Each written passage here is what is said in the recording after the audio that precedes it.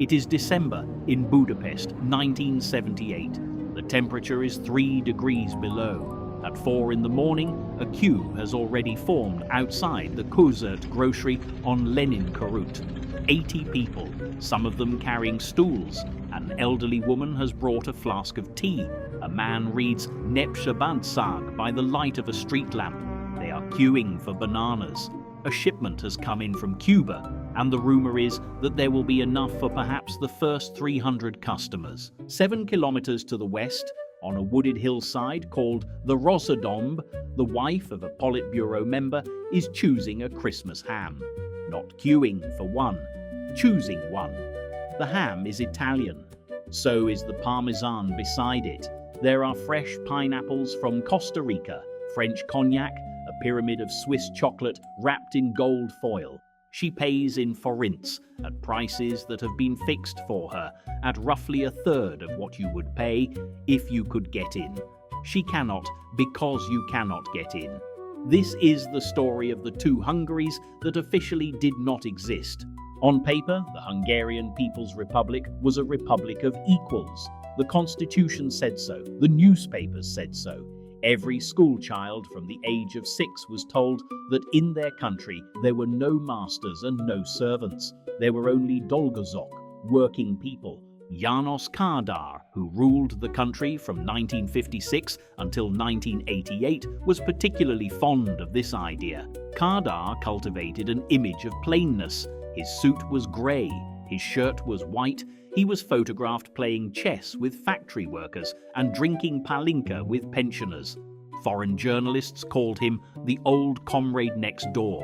Hungarians had a different phrase for him. They called him, with careful irony, our János. Because even in the 1970s, when Hungarian bookshops were the most stocked in the Eastern Bloc and Hungarian supermarkets the best fed, every Hungarian knew, by instinct and by gossip, that this was a country with 2 temperatures, one for them and one for us. The word you used for the them depended on how bitter you were feeling that morning. Officially, they were the cadre, the cadres. Informally, they were the elvtársak, the comrades. In private, they were something else entirely. There was an area of Buda where a disproportionate number of these comrades lived. Rózsadomb, Pasarate, Zemlőhegyi. Quiet streets of tall plane trees and 3-story villas set back behind iron gates. After the war, the state had simply taken these houses from their previous owners, war criminals, the RVH called them, and handed them almost at random to Politburo members and loyal ministers. Budapest, being Budapest, gave the neighborhood a new name within a matter of months. It called it Cadre, the cadre village. The name stuck for 40 years. One of the villas on Cadre at Cserély utca, number 21, belonged to Kádár himself. It was a modest place by the standards of Western statesmen. 173 square meters, 2 stories, a housekeeper in the basement. Kádár had moved in 1948 when he was Minister of the Interior. The previous owner, a factory director named Vertes István, had been allowed to emigrate in exchange for the keys. Kádár quietly bought up the parcels of land above and below the house so that he would have no neighbors. He was transported in a lead-lined, bulletproof Mercedes S-Class. His wife, when she wanted a new dress, did not go to the Scala department store. She went to Clara Rothschild. Clara Rothschild ran the only couture salon in the Eastern Bloc that was permitted to copy Parisian designs direct from Dior and Balmain. Her clients were ambassadors' wives and the women of the Central Committee. Her Singer sewing machines ran on patterns smuggled out of the Rue François Premier. None of this appeared in the newspapers. To understand how the second economy of the elite actually worked, you must first understand something called the dollar bolt, the dollar shop. On the 1st of April 1959, the Hungarian government established a foreign trade company called Consumex. Its purpose, on paper, was to sell Hungarian goods abroad for hard currency. In practice, 6 years later, in 1965, Consumex and a partner company called Semege began doing the opposite. They opened shops inside Hungary that sold Western goods for Western currency. By the 1970s, there were more than 350 of these shops operating across the country. They were tucked inside hotels, airports, and diplomatic quarters. The two most famous stood on Kigyo Utca and Arani Janos Utca in the center of Pest, where the tourist coaches stopped. Inside, under strip lighting and the eyes of very formally dressed staff, the shelves held things that a Hungarian shopper simply did not see.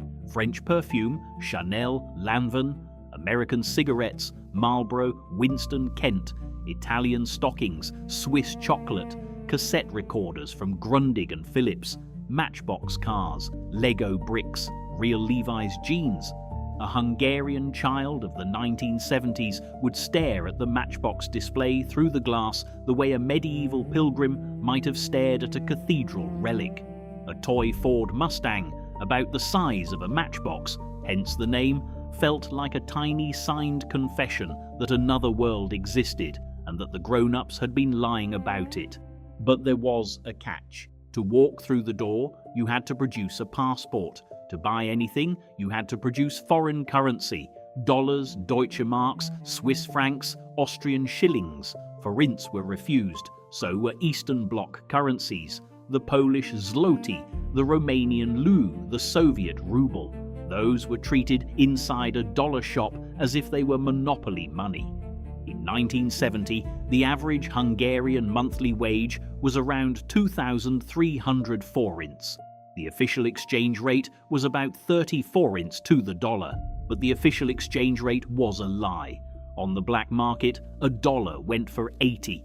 For the average Hungarian to possess legally a $20 note, enough to buy a carton of Marlboros and a bottle of scotch at a dollar shop, was close to impossible. It required a passport, which required permission, and a reason to be abroad, which required loyalty. So the dollar shop served three groups: Western tourists, foreign diplomats, and the group we are here to talk about, the people whom the state permitted to accumulate hard currency: the party elite, the cultural ambassadors, the trusted engineers, the hand-picked athletes, and the nomenclatura going abroad on study trips. A cashier at a Budapest dollar shop in 1978 earned 1,400 forints a month. She wore a uniform. She spoke 2 Western languages. At the end of every shift, the manager searched her handbag. She was not permitted to buy anything from her own shop. She was permitted to watch her customers buy it. That was level 1. Level 2 was what Hungarians never saw, because level 2 had no signs on the door. If you were a senior comrade in cadre's Hungary, the dollar shop was almost beneath you. The dollar shop was where you took your visiting French cousin to impress her. The real supply came from a parallel infrastructure that existed in the same city, breathed the same air, and was simply not there as far as the population was concerned. It started with the canteens. The Central Committee building stood at Academia Utca, number 17, on the Pest embankment, a 5-minute walk from Parliament. It was not one building, it was an entire block, 10 linked structures joined by internal corridors. Inside, on the ground floors, were canteens that served the staff of the Politburo at prices set by the party. Coffee was real coffee, not the bitter ersatz sold in the public concerts. The meat was the best cut from a slaughterhouse that supplied the Central Committee by direct contract. When the senior comrades wanted medical care, they did not go to the Uj St. Janos hospital down the road from their villas. They went to the Kutvolgi Klinika. The Kutvolgi sits on a ridge above the city, a modernist building in cream-coloured stone with clean Bauhaus lines. Throughout cadre's rule, it had one job: to treat exclusively the top officials of the party and their immediate families. West German anesthetics, Swiss pharmaceuticals, Italian imaging equipment, a surgeon-to-patient ratio that, in any other Hungarian hospital, would have been considered a scandal. No ordinary citizen walked in through its front door. Ordinary citizens, if they knew the building existed at all, knew it by its nickname, the cadre Korhaz, the cadre hospital. When the comrades wanted a holiday, they did not compete for a trade union voucher to a crowded Balaton pension. They went to Balatonaliga. Balatonaliga, today Balaton Vilagos, is a stretch of coast on the southern shore of Lake Balaton. In 1948, after a summer visit by Matthias Rakosi, the government simply requisitioned the entire village. Villas, restaurants, hotels, even the Reformed church. They sealed it off behind fences and divided it into two zones. A Liga 1 for senior managers and state enterprise directors.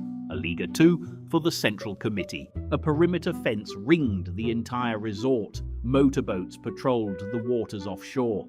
Anti-aircraft positions were installed on the low-S cliffs above the beach. Entry required a permit.